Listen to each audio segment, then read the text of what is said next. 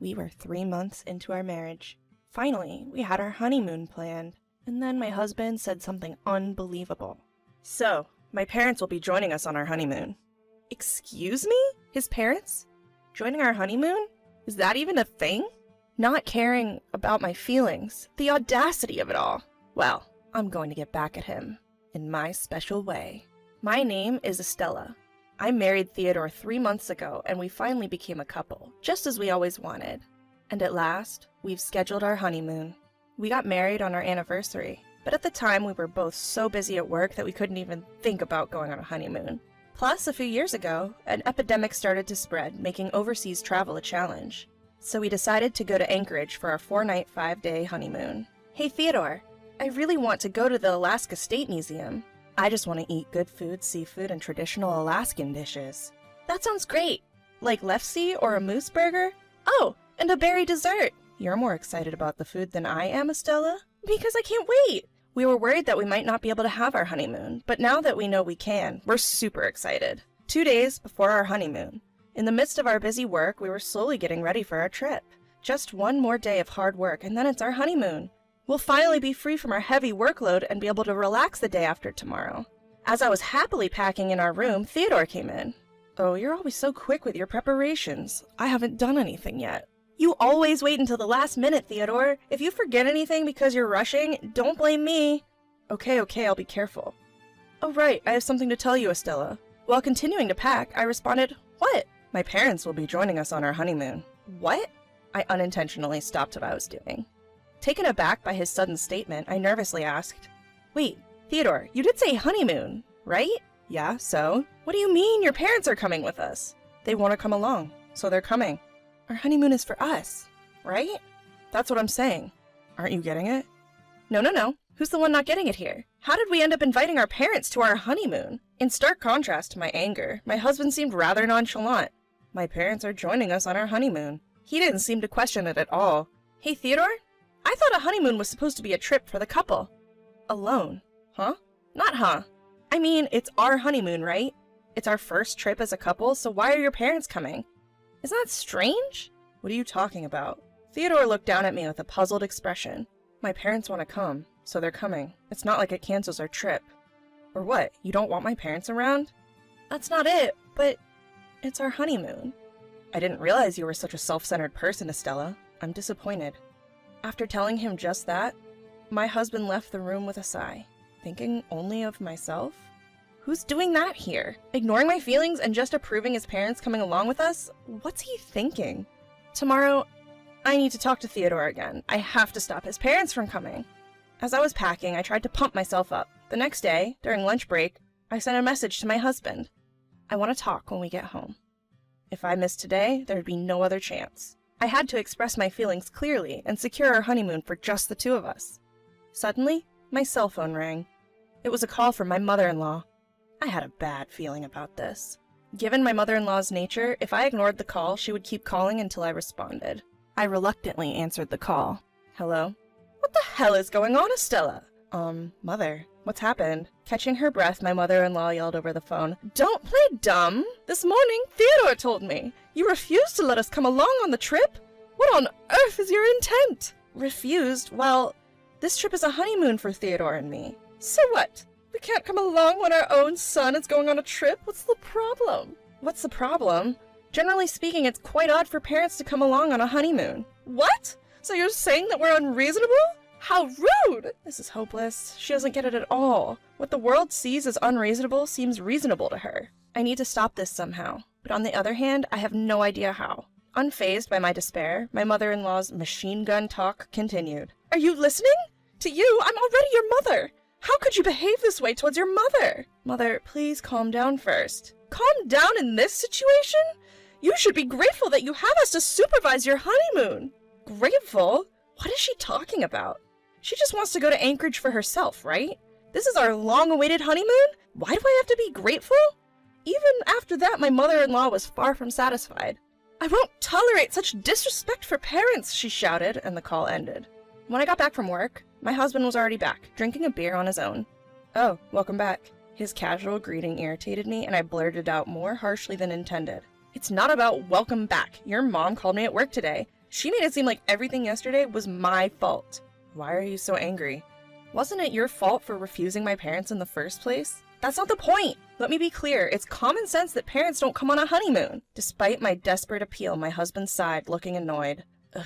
My anger peaked, and I let out all the resentment I had been harboring. Also, ever since we got married, your mom has been making snide remarks at me.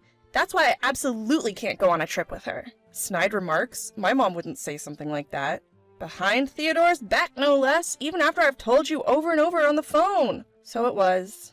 Only 3 months into our marriage, I was already on the receiving end of my mother-in-law's nastiness. We didn't see each other that much, so the direct harm wasn't too severe.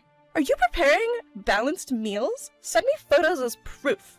You're deliberately avoiding showing your face, aren't you? After you stole Theodore from me. And such, I often received unpleasant remarks via phone and email. Anyway, that's the situation. I don't want to have a bad time up to our honeymoon. Dismissing my concerns as if they were stubbornness, my husband simply shrugged. Hey, my mom isn't saying these things out of malice, right? Huh? You're still saying that even after I've explained this much? My mom is saying these things because she cares about you, Estella. Don't you want to be a good wife? Like my mom? Like my mom? A good wife like her? What is he talking about? So to him, that's what a good wife looks like? At that moment, the tension snapped. If he's going to disregard my feelings that much, I have my own plans. I immediately contacted my parents and told them about my plan. Initially surprised, my parents quickly accepted my scheme. And then on the day of our honeymoon, as we headed to the airport, sure enough, my in-laws were already there. My mother-in-law grinned at me. Estella, let's enjoy today, shall we? She must have been thrilled that her son sided with her. She had a triumphant look on her face all along. But I was unfazed. I had my own secret plan after all. We safely arrived in Anchorage and began our sightseeing. Just as I'd imagined, my in-laws sandwiched my husband and had a blast, leaving me out in the cold.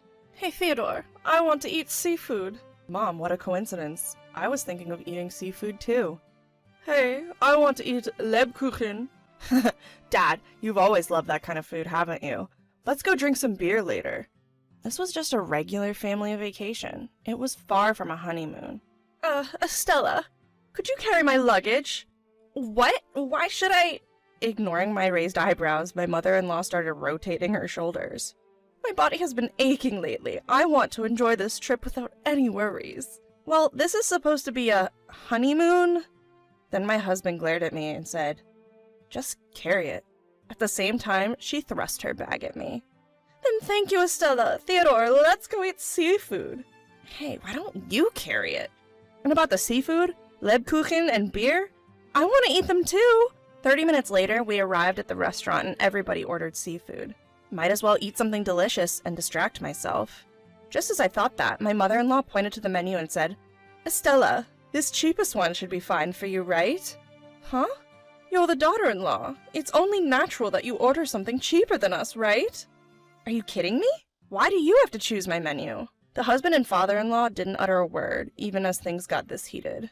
On the contrary, they were like, well, that's true. Well, she is the wife after all. And they even agreed with them. Just when my irritation was reaching its peak, a voice said, Sorry to keep you waiting. The husband and the in-laws turned around and their eyes widened. There stood my parents. Oh, Dad, Mom!